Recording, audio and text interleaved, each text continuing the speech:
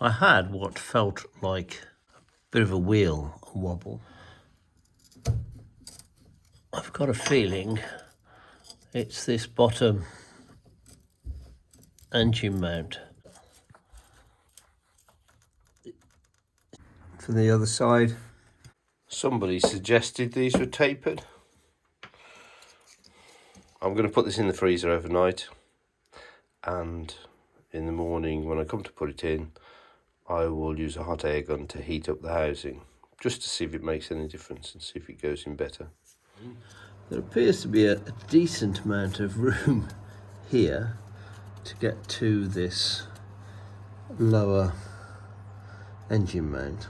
And my understanding is it's not supporting the engine, so I don't need to support the engine underneath. It just stops the engine moving this way. It does look a little oily around here, and that may have caused a deterioration. And so I decided to torque the sump bolts again, which should be at 15 foot-pounds.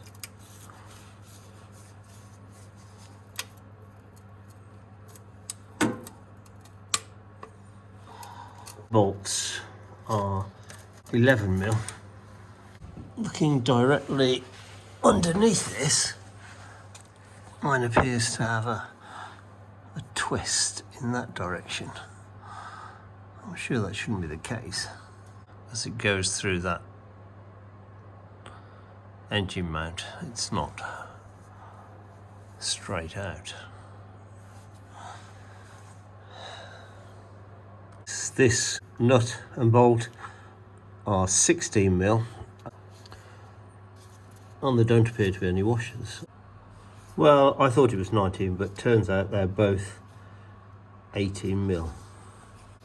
And again, didn't appear to be any washers. With those undone, there's a reasonable amount of movement. I probably need to be careful of this pipe work on the radiator. By pushing the engine forward a little bit, I'm able to twist that down and get that bracket off. That just came out and down. The approach seems to be to drill a hole basically at the bottom here, and then use a hacksaw blade to cut through the outer steel tube. I actually drilled a few holes and took it out. That didn't take too long, but I think also this rubber was damaged anyway, so it just might have been easier for me. Now I've got a big hole to play with, rather than trying to push a blade through a small hole. And I will, as everybody else has done, cut a slot in this. I wanted to have a go at doing it this way because I really didn't want to get into taking all the CV joint off, the ball joints, dealing with the oil that would come out. Because mine is on axle stands, it's level. I've not jacked it up on one side, and theoretically I think if you just jack it up on this side, the driver's side, then right hand side, then somebody suggested then the oil will stay in the gearbox. I'm going to remove this attachment here so I can push this plastic protective tray further away. I've recently replaced that coolant tube with a stainless steel one from Baker BM. That's why there's a Allen headed bolt there. So I'll remove that, and that should allow me more room to swing the hacksaw, which I've set up so the cutting blade faces downwards. I've probably been cutting for about 10 minutes, but I've cut two slots there and there, so that I can actually flick out a piece of that steel bush. I've undoubtedly cut a little bit on this side into the casing, but I don't think that's going to affect the integrity at all. That alloy bracket with just this chisel and a hammer, I've started to peel that sliced piece back, and hopefully it'll peel all the way down. I've left the saw there just simply because if I found out I hadn't cut through enough at the other side, then I was already in place to finish the cuts. While I was curling that piece back towards the very end, the bearing just came loose and started to shift. As I was fiddling with it, it just released. So obviously I hadn't quite cut through on this side.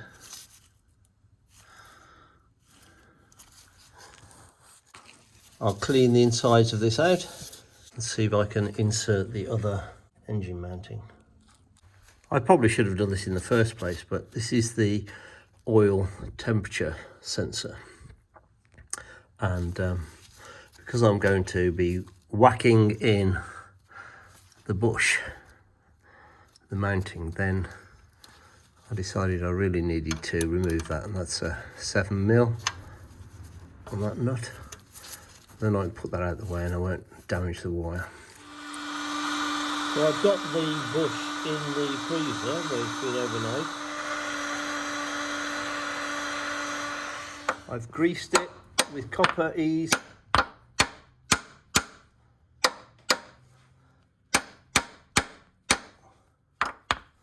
But this is going in really quite easy.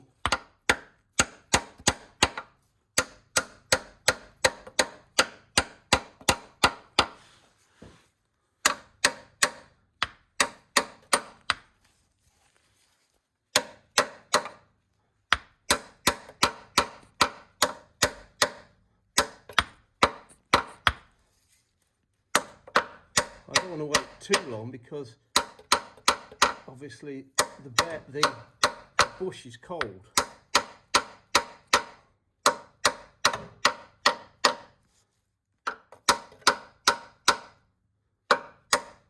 And the bracket's hot. So that went in really well. I just tapped it in.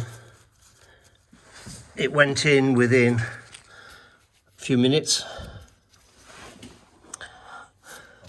I'm really pleased with putting that in the freezer and warming that up, which is still warm. Yeah, I'm very happy. And the orientation was up and down with these main parts here. I could have turned it that way and it might have been stiffer, but there's nothing wrong with this bush, so I'm not going to replace it. That's the bottom, so I'll mark that, and I'll put this back now. I think you can see how it's going to go back in. It's just jammed at the minute while I take this video. So if I put a bit more pressure on this big hammer stale, then I'm going to just slot that back in when the engine moves away. But there's still a slight twist going this way, so have a look at the other bushes. The only other thing I was interested in is I haven't removed obviously all this, but there's this rubber washer which I guess looks as if it should be up against there. Should it have a cable tie on it perhaps to keep it in place so that it rotates? I'm going to replace the gearbox mount. I understand that's fairly simple. Need to support the gearbox underneath with the trolley jack. Undo these 3 nuts. That's a 19mm nut in the centre, and those 2 13mm nuts, and then out it pops, is what they say. I bought a set of Quinton Hazel mountings for this engine. It's an automatic. I did wonder whether they'd be exactly the same. Dimensions and everything else appear to be the same. Design appears to be the same. I was worried that it would be different. The only difference here is the height of these two compared to each other. I'm guessing that's because of deterioration over the years. So I'm hoping that'll make a difference to things. Unless this is bespoke to an automatic, and I don't know. But I'll fit it and I'll see what happens.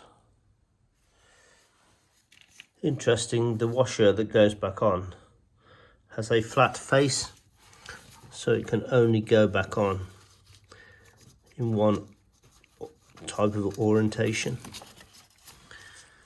So I've undone the 4 bolts. The engine's supported on a jack. Got this plate.